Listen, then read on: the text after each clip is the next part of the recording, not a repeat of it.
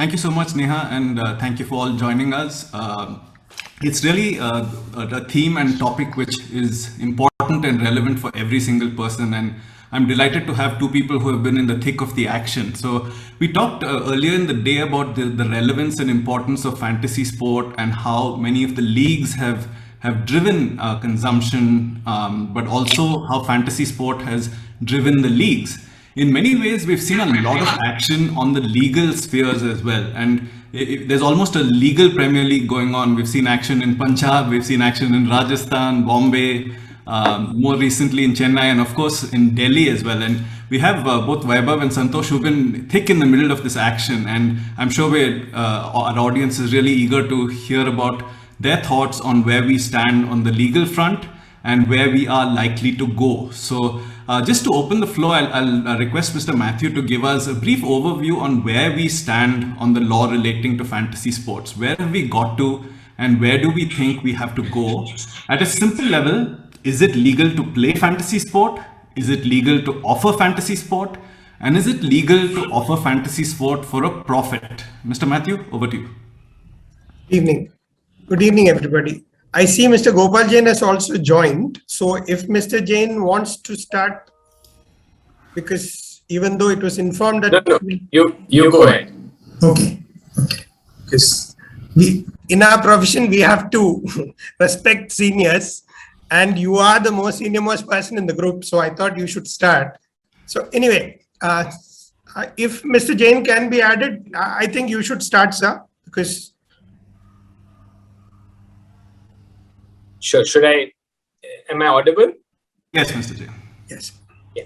So I think as far as the legal front is concerned, it's truly game on. And as Nandan put it, it's in a league of its own. And I think one positive takeaway, which is important from a business perspective, is that the Supreme Court in July of this year considered all the various High Court orders, that is Punjab and Haryana High Court, the Bombay High Court, and there's also Rajasthan High Court order. And after considering all that, says, look, all these issues relating to online fantasy sports is now a settled matter. So what it does is it brings in business certainty. And what these cases considered was whether this activity is a legitimate activity to which the constitutional protection under Article 19(1)(g) can be extended. And in fact, the court did extend that. The court had the opportunity to examine various formats, and they finally said, look, where there's a charter and a format that is legitimate, that again adds greater sense of legal recognition to this arena, which is a growing and emerging area. And three, there were obviously the contra view as well, which people said whether it's betting, gambling, wagering, and so on and so forth. So having considered that, then the high courts came to a particular conclusion, and they've all been endorsed by the Supreme Court. So as we say, certainty is integral to the rule of law. And what it does is it enables businesses to plan their affairs and therefore grow, get investments, and have a framework of legitimacy within which they can function. If I may use the word like in cricket, within a boundary line.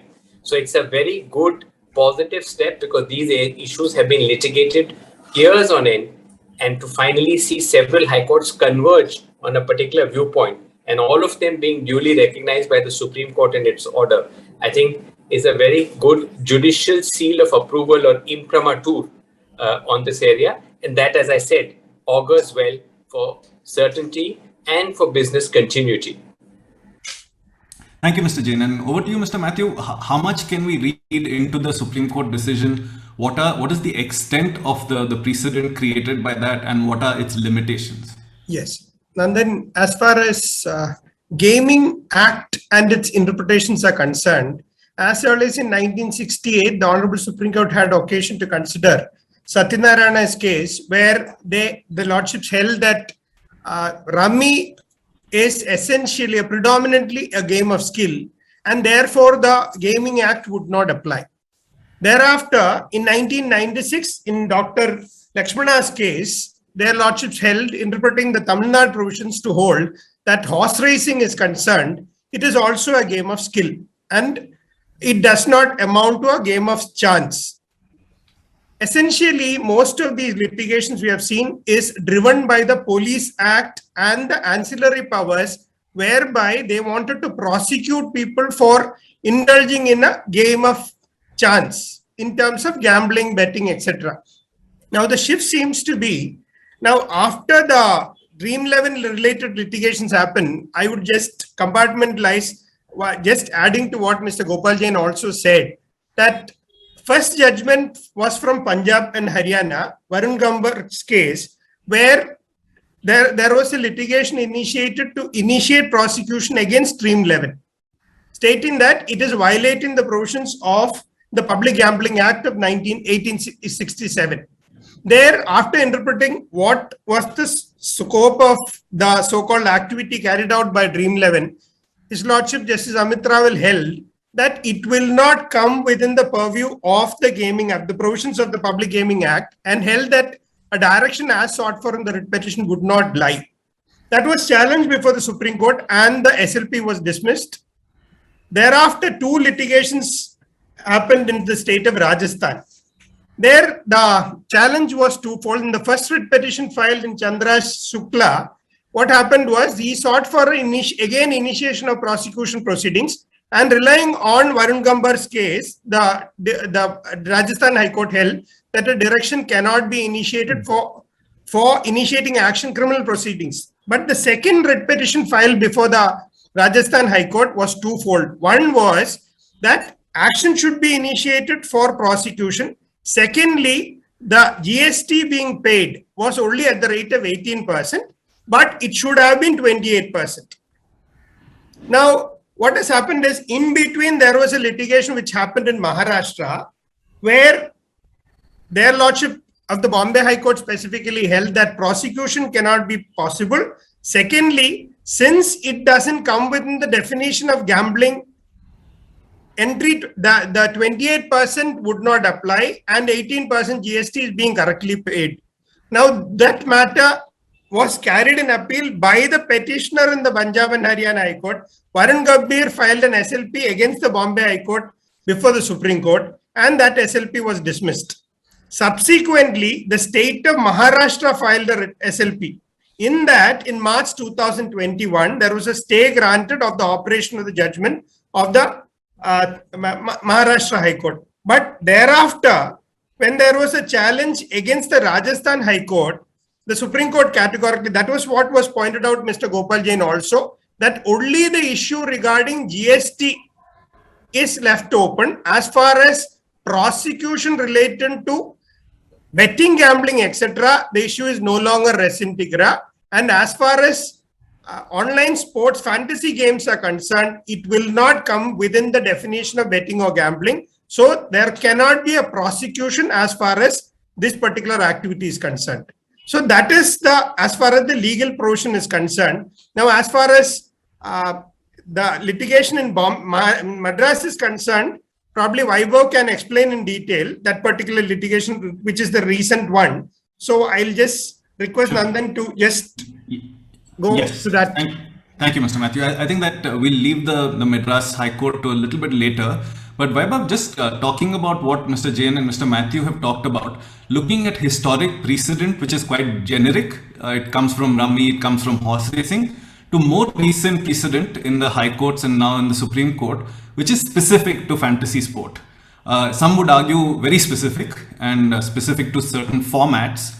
Now, how do you marry these two, the general principles of law with respect to games of mere skill, with the specific principles carved out in these more recent cases around a specific format of fantasy sports? And where do we get to when you combine the generic and the specific? Sure. Thanks, Nandan, for that question. First of all, thank you for having me over. It's a pleasure to connect with all. First of all, I also want to congratulate Mr. Jain. He's ever so modest. He actually was the counsel in that matter, where eventually Supreme Court resolved and settled this issue along with Mr. Rohtagi. So congratulations to him for having settled the law once and for all for everyone here. I think the way to look at this... We showed some skill to take away the element of chance. That's very well said, sir. And absolutely accurate. I think the way to look at this, Nandan, from my perspective, would be essentially threefold. One is the overall issue on the legality of Fantasy League. And I think as Mr. Jain and Mr. Matthew both sort of have very correctly pointed it out, that now there is almost clear sort of position insofar as the legality of Fantasy League as a business model is concerned. And Supreme Court having settled that issue with four High Court judgments, two of the Rajasthan High Court, one Punjab Haryana High Court, and one Bombay High Court.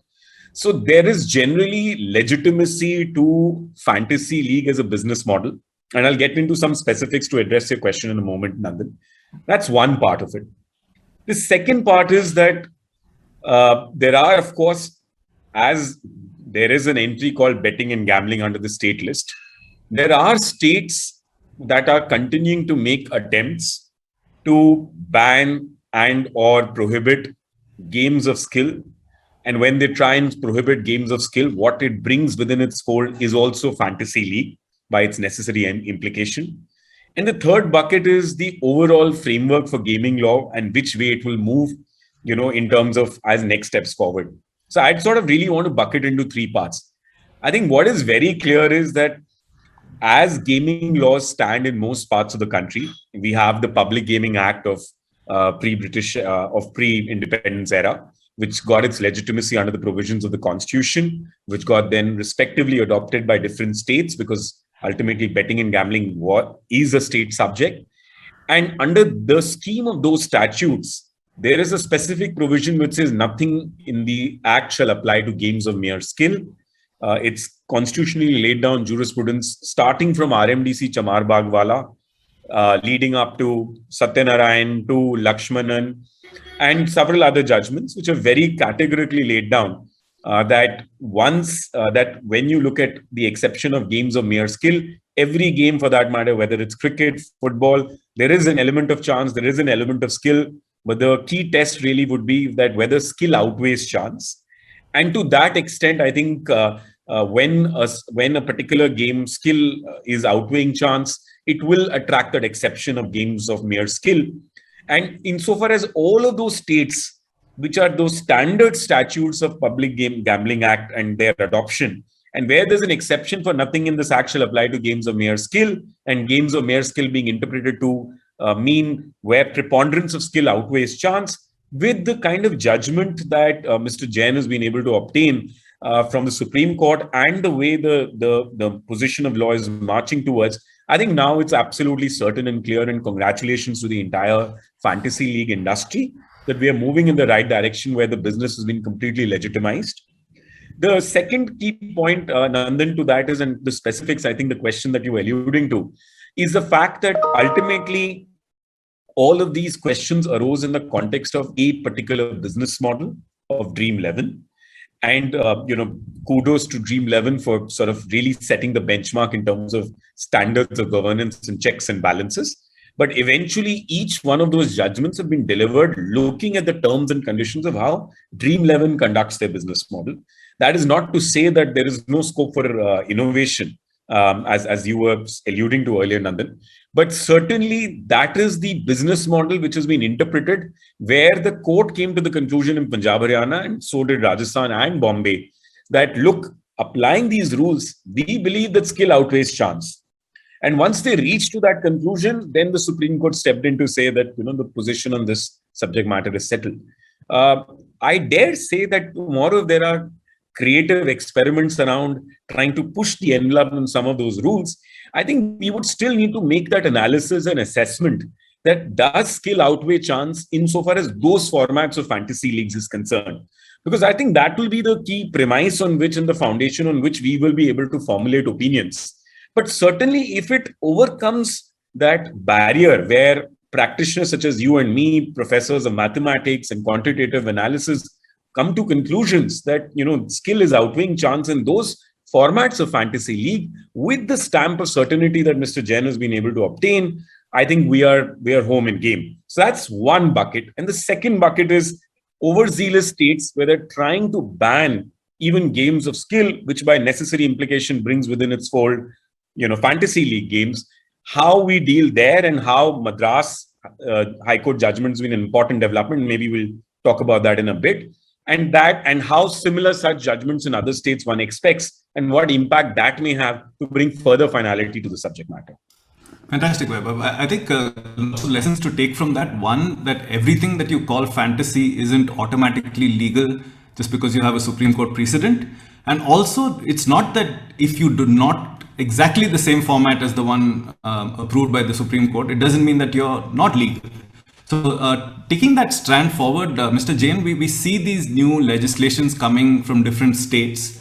You went through the Supreme Court, you had a tough task to convince them, and congratulations on receiving that order. In particular, what does 19(1)(g) protection mean? And what is the lessons for states attempting to legislate on fantasy sport? What lessons can the states take? So I think 19(1)(g) in the constitutional scheme really gives protection to business and trade. And the Supreme Court has applied that in the case of fantasy league sports and has extended it, which, as I indicated earlier, is recognition that it is legitimate. Hence, that protection must be extended. So there should be no disruption, thwarting, impediments in that business. And that links to your second question, that while states have the power to make legislation under various state enactments, question is whether such an enactment encroaches upon rights under 19(1)(g), whether it's truly based on the source of power they have, or is it batting outside the crease? Third, is there an error of classification? You're misbranding, misrecognizing, mistreating something as something else. That's where I think the Supreme Court and the various High Court orders shed a lot of light, and that brings stability and clarity to business. And there's a good message to the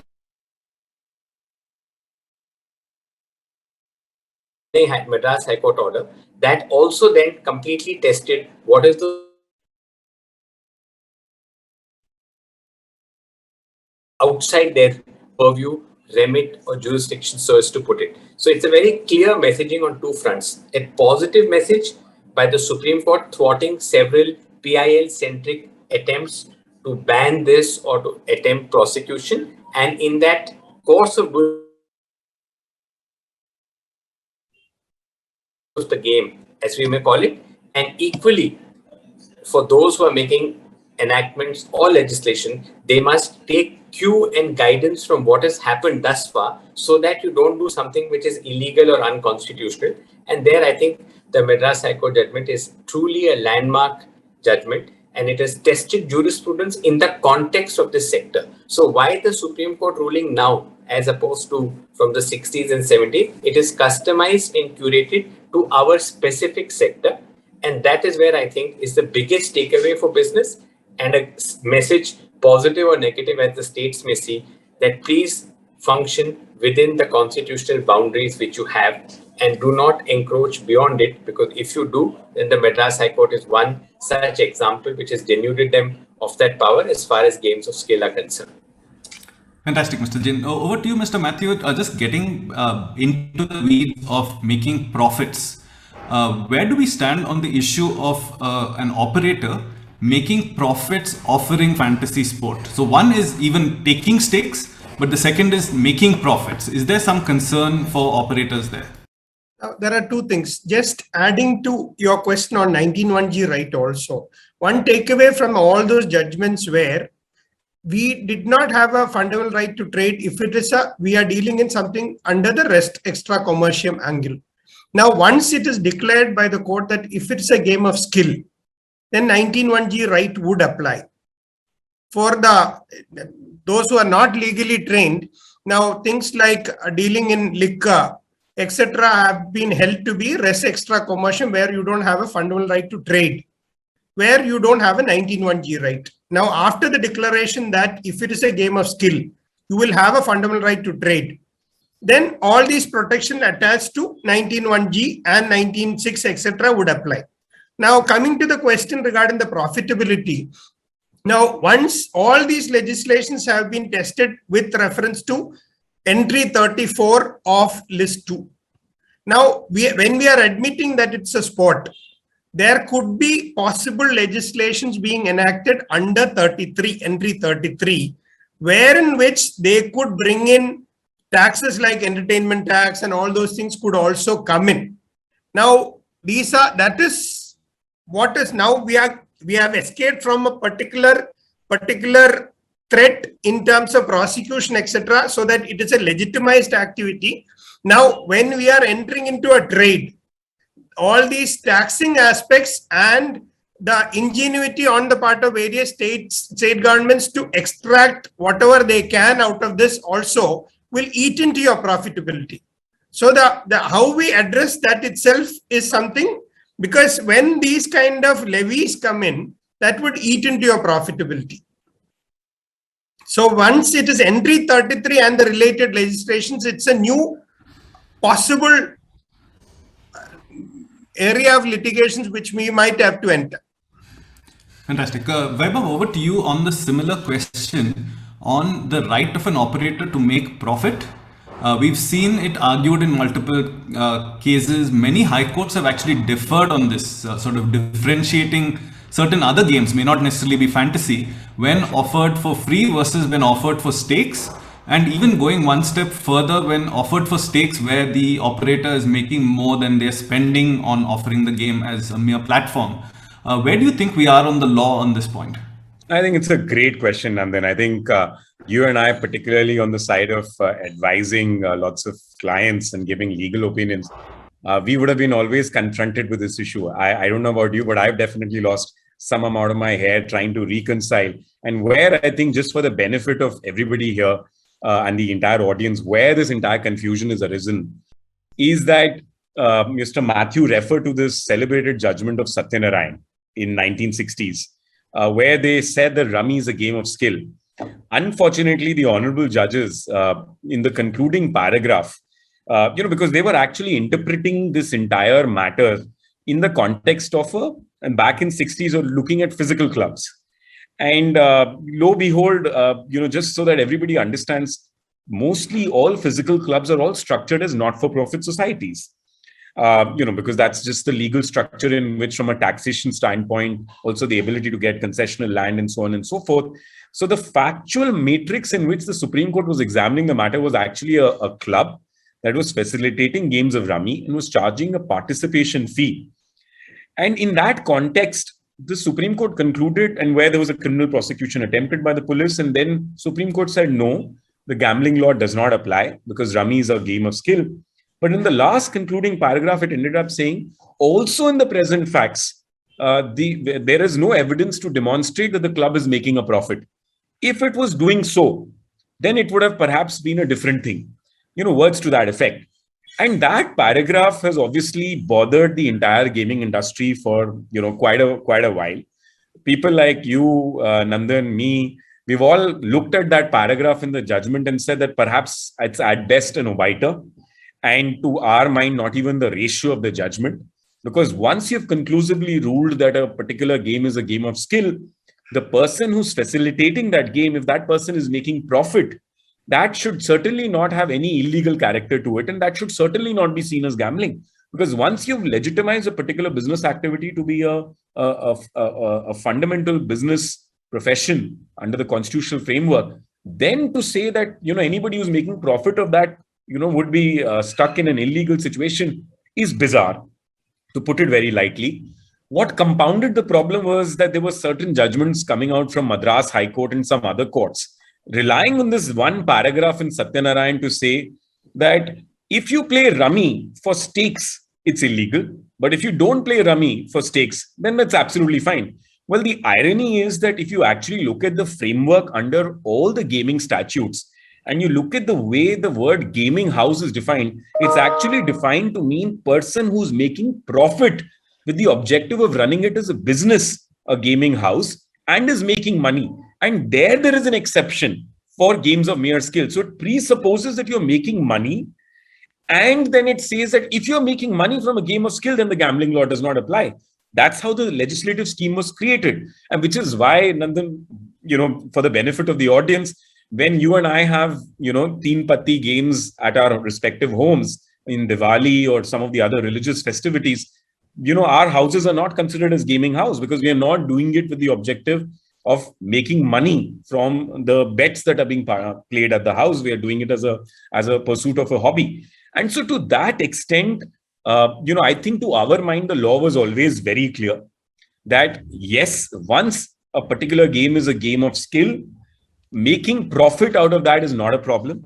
I think it further got cemented by the Lakshmanan judgment, where the Supreme Court ruled in the context of the Madras law, where they had banned betting on horse racing, to say that such a ban is illegal and unconstitutional. And they interpreted the facts which talked about the fact that the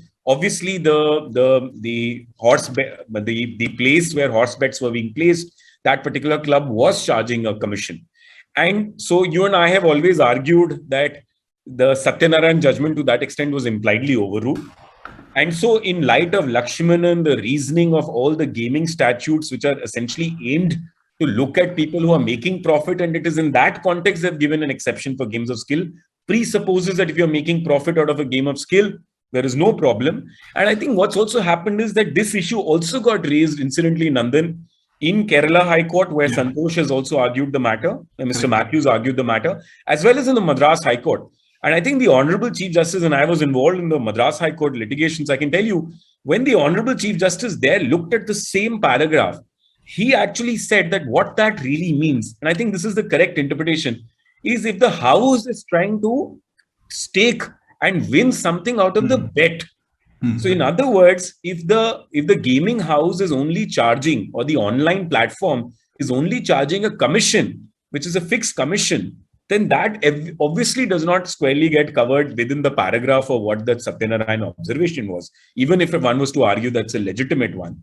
But further, actually what the court said was that it will entail the elements of gambling only if the house is making certain contingency fees, which is a function of how much the win the person gets from the bet. And to that extent, I think they further clarified it. So to my mind, I think that issue is also put to rest. And I think the investor community can very clearly take solace from the fact that with clear legality on certain business models of companies such as Dream11 ruled by Supreme Court, as well as on the issue of profit, I think practitioners such as you and me are now quite comfortable to be able to take a position that making profit is not a problem. And that observation of Satyanarayan is a very, very limited context and should only be interpreted to that extent. So I think that issue is also put to rest. That's how I put it. Apologies if I've spoken on your behalf, but I said it because I do believe that you and I do share views on this. No, totally agree, but it's not a small point, and actually has been a huge sort of sticking point. And I think the Supreme Court helps us get over that, and sort of the framing as 19(1)(g) as well. So once you're doing business, I think making profit is a sort of an outcrop of doing business. No one does it to sort of just cover expenses. But moving forward, Mr. Jain, we have a question from the audience, which says, in the July Supreme Court order, which you received, it was observed that the legality of fantasy sports is no longer res integra. Now, the Supreme Court noted that an appeal from the Bombay High Court judgment is pending before a 3-judge bench of the Supreme Court itself. The said 3-judge bench has issued notice. So is the remaining legal matter on the other matter simply the tax treatment, or is there something that could be revisited on this issue as well? I think is the audience question. Yeah, I think it really deals with tax treatment, which is why the court made that distinction, noting the 3 High Court orders, dismissing the SLP in front of it, and then, if I may use my word, by clarification or abundant caution, stating that this would not look at the tax treatment issue, which is also pending before a coordinate bench. But they certainly close the doors, which is why the word res integra becomes important, because the court treats the matter as settled, having been decided. And hence, even in that very order, if you see, that particular petition was dismissed. So it put, as I call it, the seal of approval on various High Court orders and treated that issue as attaining finality or closure as things stand, and segregated it from the GST and the tax treatment issue, and hence added that extra para for that clarification. Thank you, Mr. Jain. And Mr. Jain, just still sticking with you, we now overcome with the Supreme Court order the question of whether fantasy sport can be treated as a game of skill. Certainly one format can, and that presupposes that many other formats can, so long as general principles are stuck with. However, a lot of the action has now moved to the states, which say that it doesn't matter to us whether these are games of skill or chance, but we find people are getting addicted to these games, and we believe there's a social purpose in banning them, particularly when they are played over the internet. Any thoughts on how these new laws have come to be? Are there any other sort of industries that have been treated similarly, and how they've navigated this sort of, in some sense, a second hurdle, which was not an expected hurdle? You've overcome the games of skill, games of chance dichotomy, but now you are dealing with a completely new beast, which is states saying this is a social problem. First of all, is there sort of factual basis to suggest that fantasy sports creates a social problem and addictiveness? And two, how have other industries similarly treated responding to such legislative initiatives? So I think sometimes, as you know, we don't speak with any data or evidence. It's a lot in the realm of hearsay, right? I mean, you look at COVID-related matters, whether a person died because of COVID or not becomes a question mark. So these issues have to be addressed at a social level, assuming it is there. You take examples of lottery in the past or mining. Those two industries were subjected to repeated prohibitions and bans. But over a period of time, you move greater form of regulation, monitoring, control. And that's really the way to go, is to have a far more regulatory, monitoring, supervisory kind of framework, because the legitimacy now comes from judicial recognition. So you must move to the next step. And third, most importantly, as we've now seen in the OTT and some of the other sectors, a good form of self-regulation, right? And no business wants to earn itself a bad name. And this is what people don't realize, that businesses work because of users, because of the public and consumers. So assuming there's a certain grievance which is coming, this I'm sure industry itself addresses, but I don't think there's any clinching evidence to support that. But it's always good to make political noises and then justify legislation. Ultimately, it has to pass the legal litmus test. So I don't think they can hide behind it to make law which would be inconsistent with the constitutional principles, the safeguards, and the judgments of the Supreme Court. But I think a forward-looking approach for a nascent sector would be have a grievance redressal mechanism, have self-regulation, give it a particular framework and a charter, rigorously enforce it, right? But unless and until there's detailed studies, etc., which are done, I don't think we should have a rush for judgment that is more chancy than showing skill. Mr. Matthew, if you may carry on the same vein, Yeah. what do you think are the prospects for self-regulation? What are the challenges the industry is facing with state laws?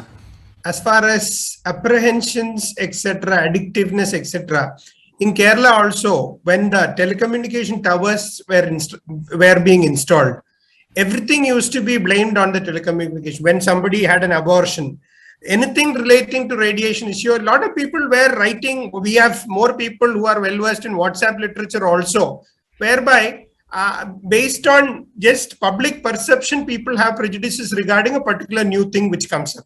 So I think the industry actually needs to generate data to ensure that this is being done in a responsible way. There are KYC norms where children can't have access to this particular system, and it's a regulated activity where you need to have proper skill to play this. If you don't do proper homework, you might end up losing money. The same way, I think it is nothing different with what somebody is dealing in the stock exchange also, because stock exchange also, when you invest, if you are not prudent enough, you might end up losing money also.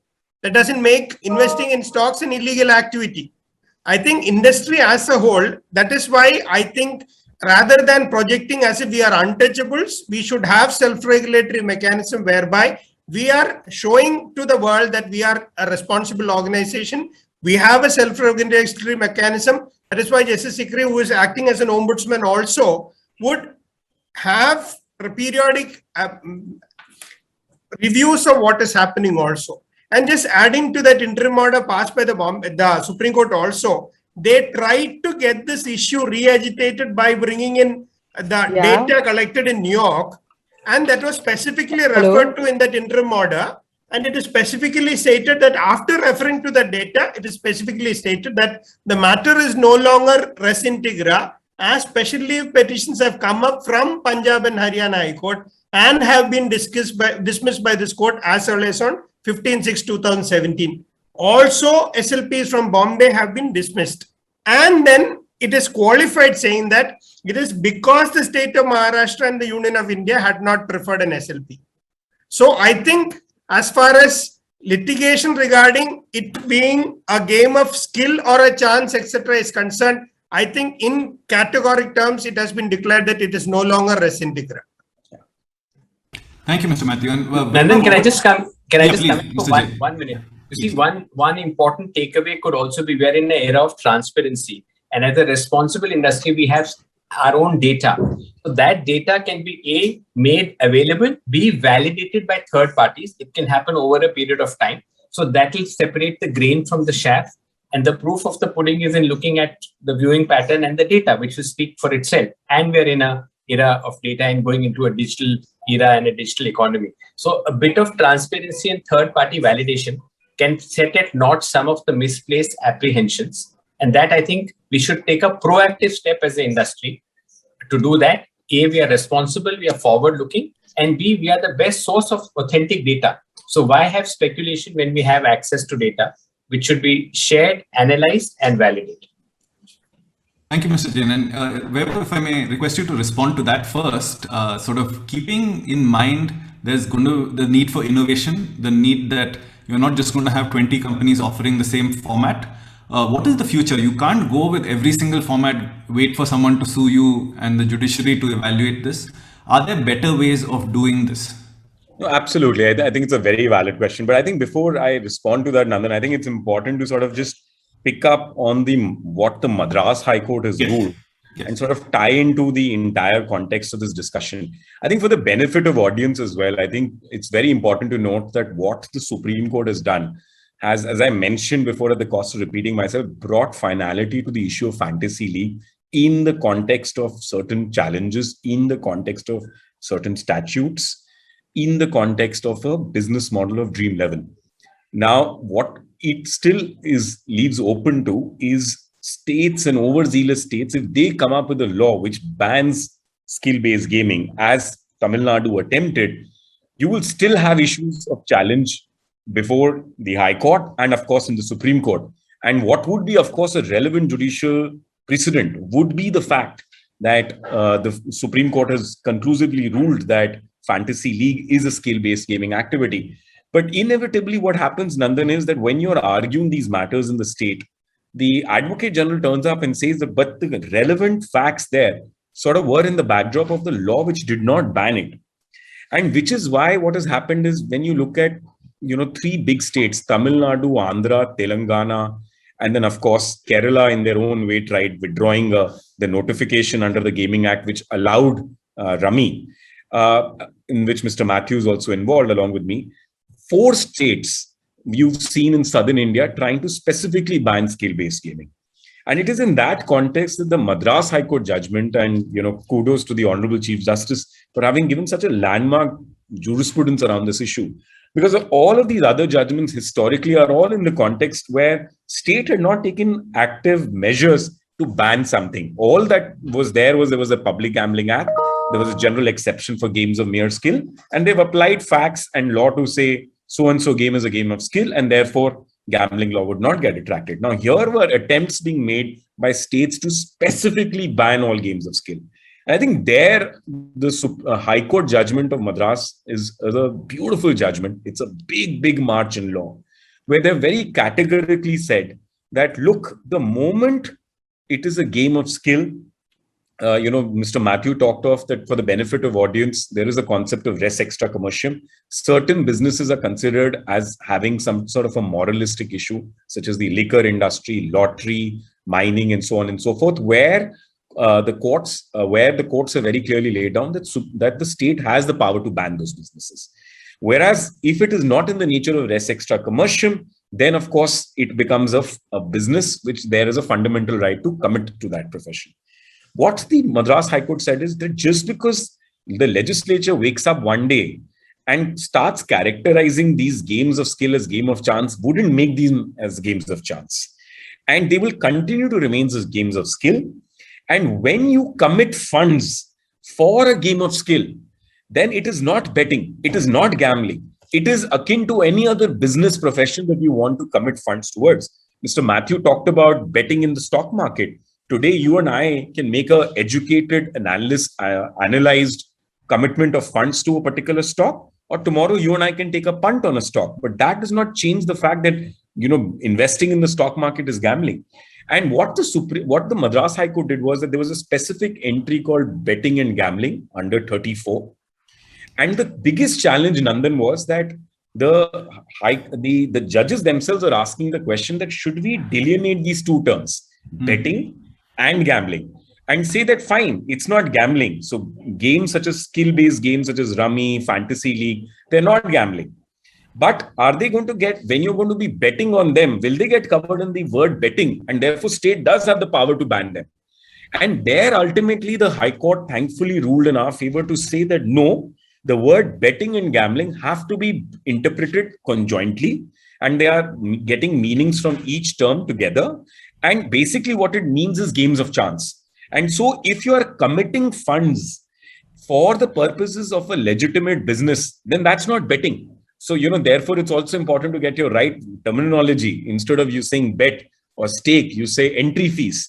And that is certainly not getting covered under entry 34.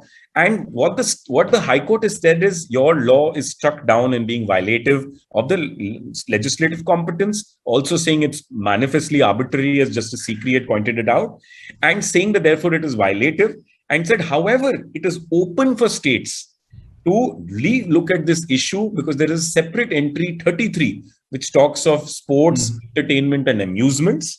And there's a separate entry for interstate trade and commerce under entry 26, which it leaves it open for state to regulate it. Incidentally, what's happened, Nandan, is I think anybody's guess that whether the government of Tamil Nadu challenges this order in the Supreme Court, because there were very strong noises from the legislature as well as from the government that they may think of challenging it. Also, right after that, 1 week later, the Madurai High Court has directed the state government to come up with another law to regulate it in the period of next 6 months. I think what Madras High Court has done is that this is what you and I have always been predicting as practitioners. But the challenge was that each time a new state was banning this, the problem was that by the time these bans would get lifted, you will go right up till the Supreme Court. It may be a case of operation successful and patient dead. Exactly. And the lot of gaming companies have shown a lot of patience and resilience over the last 4 to 5 years to fight this battle out. One positive judgment of this nature will give a huge fillip to the industry to be able to take similar positions in other high courts, even though they're not binding on them.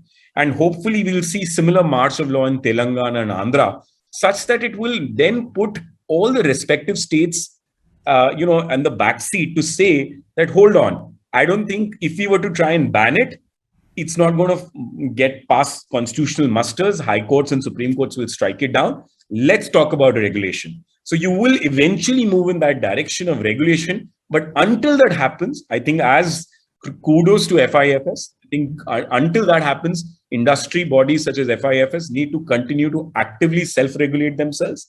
Allow for innovation, as you said, Nandan, because you don't want everybody just doing the same thing. But at the same time, maybe have independent third-party professionals, professors of mathematics, ombudsmen, who keep looking at varying business models and keep validating that it is ultimately a game of skill and having checks and balances. I think fantastic lessons in there. I think we're running out of time, so I'll just leave sort of last thoughts with each of you. And Mr. Jain, coming to you first, lessons for operators and lessons for maybe regulators. What do you think are important things to keep in mind going forward? Well, I think the important lessons are that court judgments actually lay down certain principles. And the importance for both legislators and regulators is to have principle-based, goal-based approach rather than to allow discretion to come in. B, as long as there's an overarching framework, I think businesses should be given a lot of free play because innovative and new businesses need support, both policy and regulatory support. So as we get into a digital era, there has to be far greater flexibility, far greater reliance on principles. And I think it's also important to have national policies and a vision because they provide the right architecture within which decision making takes place. But I think there's good lessons from the Supreme Court order, the various High Court orders, definitely the Madras High Court order, as Vaibhav mentioned, and that is good learning. And the important thing is to convert that learning into any new regulation or law that you make, rather than again, reinvent the wheel and go through a legal process, because that's also very disruptive and causes uncertainty. And I remember the Supreme Court, in what is famously called the call drop judgment, exhorted parliamentarians and others to say, don't make regulations for the sake of it. Think about it, avoid litigation. So I think using expertise and experts as a collaborative effort in making regulations and law will serve the purpose without leading to disputes and uncertainty. Fantastic, great lesson there. Mr. Matthew, your thoughts in terms of how to navigate the next steps, where this is being framed in the notion of addictiveness and sort of social ills, rather than in many ways all of the benefits that fantasy might bring to sport in many ways. I think in the anxiety of generating more players and attract people to online fantasy games, the thrust of advertisements have been that you will end up winning so much of money. I think while the advertisement emphasis, there needs to be a shift in stand, according to me, because the emphasis should not be that you will end up making so much of money by playing this. Because all these sports also, the thrust seems to be that you are encouraging sports activity, and only when there is an actual sport being played that you are playing fantasy sport also. So it is your sporting interest that is being generated, and in the process there is a commercial interest also. But commercial interest alone should be the motivation for playing the fantasy sports. In terms of advertisement tone and tenor is what I'm suggesting. Because when we are arguing a matter before the court also, the first question the judges were asking was, you are projecting that you will win so much of money. That is why you are enticing people to play this game. So I think there should be a little bit of a shift as far as the advertisement campaigns are concerned. Secondly, as far as the legal aspects are concerned, now when there is a declaration that the act will not apply when it's a game of skill, then making profit, etc., yes, it pales into insignificance also. So we are armed with a decision reiterated by the Supreme Court also, whereby once we are not regulated under the Betting and Gambling Act, then it is a pure, and even educational institution, running an education institution has been declared to be a fundamental right to carry on a trade. There is profits possible, but doing it in a responsible way is a key. And I think once we do that without staring at or at your face kind of a advertisement campaign, I think we are good. Thank you. Thank you, Mr. Matthew. Just to end with you, I have a little bit of sort of crystal ball gazing. Central regulation, state regulation, self-regulation. Do you think all of these can go together, and is there a matrix where all of these can work in the right places and sort of symbiotically?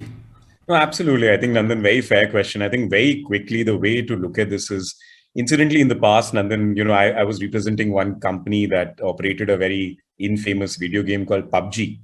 And there were certain public interest litigations around that. And you saw very positive stand from MeitY. MeitY actually went to the court to say, when those issues of addiction were played out in the court, for MeitY actually took stand in those proceedings to say that issues of addiction are really to be handled by parents. And ultimately, even the biggest addiction these days is the mobile phone. So where do you stop at banning things, and where does addiction come to picture? And of course, the ultimate issue really is that, we all know ban is not the solution. The moment you ban something, you actually end up proliferating more illegal websites and things like those. So regulation is the right step. Having checks and balances, KYC checks, age limits, time limits checks, how much money somebody is betting. If somebody is continuously losing money off a certain threshold, having some checks and balances on that is the right direction. Unfortunately for PUBG, then the border disputes between India and China started, and all of that got banned for different reasons. But MeitY took a positive stand. Now, the challenge here is, Nandan, that if you look at sports, entertainment, and amusement as an entry in the state list, it becomes somewhat difficult, and MeitY in certain affidavits, in certain court proceedings, has taken that position that this is a state subject. But the challenge is that if we leave it for different states, And with 28 states, you can end up creating a lot of disparate approach. And you don't want that. And we've seen, for instance, real estate industry is a classic example where real estate is a state subject. But the first thing that happened when the RERA law was to come out was for the central government to step in, come up with a model RERA law, and then every state followed suit. Now, clearly, this industry has huge potential, and some of the industry stakeholders have taken a very significant step when last year Niti Aayog came up with a discussion paper on the legality of Fantasy League. Similarly, and how we can come up with a model to regulate Fantasy League, which is why I think it's very important to not throw this baby out of the bathwater, and certainly not throw the sink as well as the bathtub outside as well. So it's very important that the industry is regulated in a mature manner. You don't kill the industry by over-regulating it. And I think the only way that can happen is if the center steps in. There'll have to be some sort of an incentive for the center to do so. Just the potential of this industry, I think, is a compelling reason why the center should step in. And I think whether it's the sports ministry or it's the MeitY, that both of them step in to come up with some model framework, because that will become an important discussion, I would say, matrix to then take it to different states to say, hey, you want some share of the pie? Let's talk about that as long as it's reasonable and regulate it. And we will work with you in a way that the industry improves from here onwards, and you don't kill the industry just when it's building up. I think fantastic lessons to take, Mr. Jain, Mr. Matthew, Vaibhav. I think all of you have brought us to the playoff of the Legal Premier League. A little bit more challenges ahead. Wonderful to have your leadership and your participation in this movement. Like the theme of this discussion is what fantasy sport can support, and I think that makes me passionate about wanting to move the dialogue forward, make sure that this industry really achieves its potential, not just for itself, but for Indian sport. So it's wonderful to have your leadership and wonderful to have had your thoughts. Thank you for all that you've done for the industry, and look forward to continued leadership. Thank you for this session. Back to you, Neha.